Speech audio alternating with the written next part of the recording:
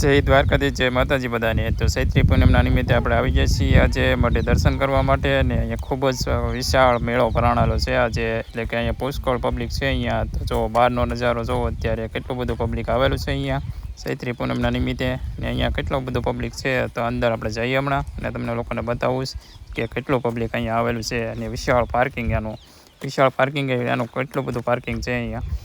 તો કન્ટિન્યુ બ્લોગની અંદર બન્યા રહેજો। અને વિડીયોની અંદર પહેલી વાર આવ્યો તો લાઇક શેર અને સબસ્ક્રાઈબ કરતા હતો બધા।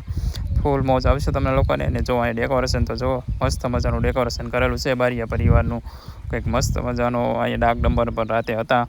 જો આનું વિશાળ પાર્કિંગ, એટલે કે કેટલું બધું પબ્લિક છે અહીંયા। તો કેટલું બધું પાર્કિંગ છે, આ એક જ પાર્કિંગ નથી, આની બાજુમાં એક પાર્કિંગ આવેલું છે, મોટું જબર પાર્કિંગ કરેલું છે અહીંયા। તો કેટલું બધું પબ્લિક આવેલું છે। તો ચાલો આપણે જઈએ છીએ હવે અંદર ને તમને બતાવીશ કે શું પ્રોગ્રામ છે ને શું નહીં। તો અત્યારે કેટલું બધું પબ્લિક હાલીને પણ આવે છે ને આપણને અહીંયા જોવા મળી ગયા છે રોજ। અહીંયા બંને બાજુ પાણી હોય છે, એટલે રોજ ને એવું તો ઘણું બધું જનાવરો જોવા મળે છે અહીંયા। બંને બાજુ પાણી હોય છે અહીંયા, એટલે આપણને કંઈક ને કંઈક જનાવર જોવા મળે છે। તો ચાલો હવે જઈએ છીએ આપણે અંદર।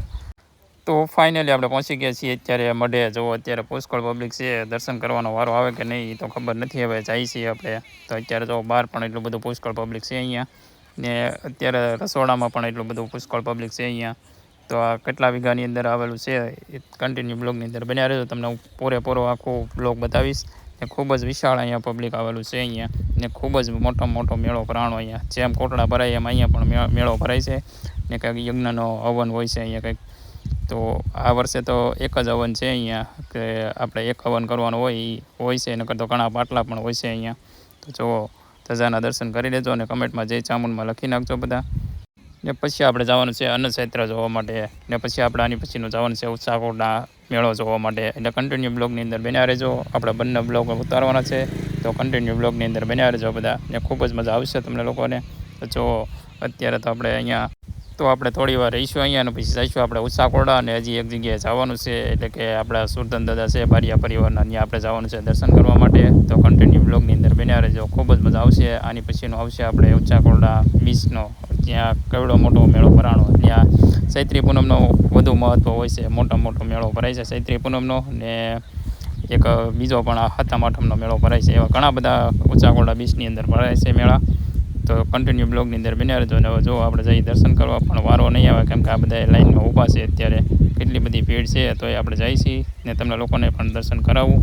તો કમેન્ટમાં બધા લખી નાખજો જય ચામુંડમાં। તો જો આપણે આવી ગયા છીએ દર્શન કરવા માટે, એટલી બધી ભીડ છે, જો એ બધા લાઈનમાં છે, આપણે ક્યારે વારો આવે કંઈ ખબર નથી। દર્શન તો કરવા આવેલા છીએ, તો દર્શન કરીને જ જવાના હોય છે। તો ફાઇનલી આપણે દર્શન કરી લીધા, હવે તમને લોકોને બતાવવાનું કાર્યાલય કે કયું કાર્યાલય છે। તો અહીંયા કાર્યાલય પણ કેટલું બધું પુષ્કળ પબ્લિક છે અહીંયા, ને આપણે લખાવા જવાનો છે ફાળો, પણ ફાળો લખાવાનો વારો આવે એમ નહીં, એટલું બધું પબ્લિક છે અહીંયા। તો જઈએ હવે આપણે રસોડા બાજુ, તો પછી આપણે આવી ફાળો લખાવા। તો જો અત્યારે આવી જઈએ છીએ બગીચાની અંદર, મસ્ત મજાનો બગીચો છે, ને આપણે થોડી વાર આરામ કરીએ આ બાજુ, ને પછી જવાનું છે આપણે ભોજનાલયે પ્રસાદ લેવા માટે।